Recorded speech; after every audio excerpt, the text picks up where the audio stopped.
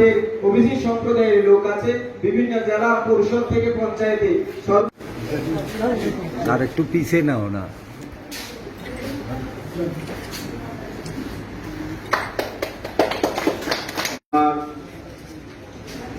এখানে ৩৫ বিলোনিয়া মাননীয় মন্ডল সভাপতি সায়ন্তন দত্ত, Chiroki Mountain.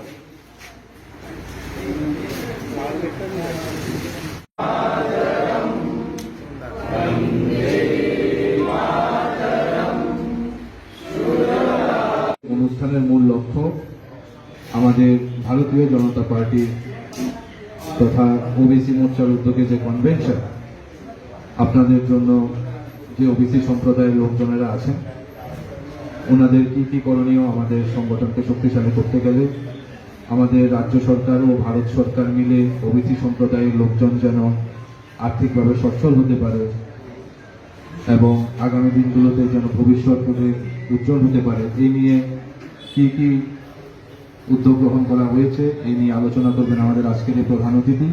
আমি এই মণ্ডলের মণ্ডল সভাপতি হিসেবে আপনাদের কাছে শুধু এতটুকুই তুলে ধরতে চাই, আমাদের সরকার যে লক্ষ্যমাত্রা নিয়ে এগিয়ে যাচ্ছে, বিশেষ করে গ্রামের প্রত্যন্ত এলাকার লোকজনের উন্নয়নের জন্য স্বাস্থ্য থেকে শুরু করে শিক্ষা সর্বত্র ক্ষেত্রে আমাদের সরকার দলমত নির্বিশেষে যে প্রয়াস চালিয়ে যাচ্ছে তারই ফলস্বরূপ আপনারা দেখতে পেয়েছেন যে 2018 পর 2023 আমরা জয়লাভ করেছি এবং আমাদের ত্রিপুরা রাজ্যই নয় গোটা ভারতবর্ষব্যাপী নরেন্দ্র মোদীর যে সাফল্য, মানুষের জন্য কাজ করার যে চিন্তাভাবনা সেটাকে বাস্তবায়িত করতে পারছেন বলে আপনারা অবগত আছেন। কিছুদিন পূর্বে দীর্ঘ 27 বছর পর ভারতীয় জনতা পার্টি সরকার দিল্লিতে স্থাপিত হয়েছে।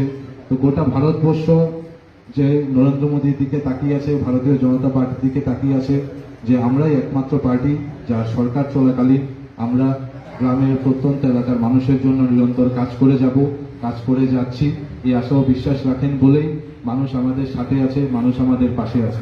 রোদের মধ্যে আপনারা আমাদের ডাকে সারা দিয়ে আজকের আমাদের কনভেনশন উপস্থিত হয়েছে এবং দলের যে নির্দেশ তাকে সম্মান জানিয়েছেন।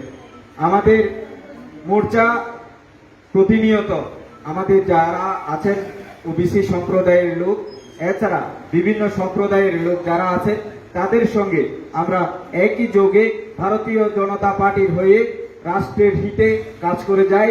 আপনাদের সহযোগিতায় আমরা এই কনভেনশন সফল করতে যাচ্ছি। আপনাদেরকে অসংখ্য ধন্যবাদ আবারও জ্ঞাপন করি।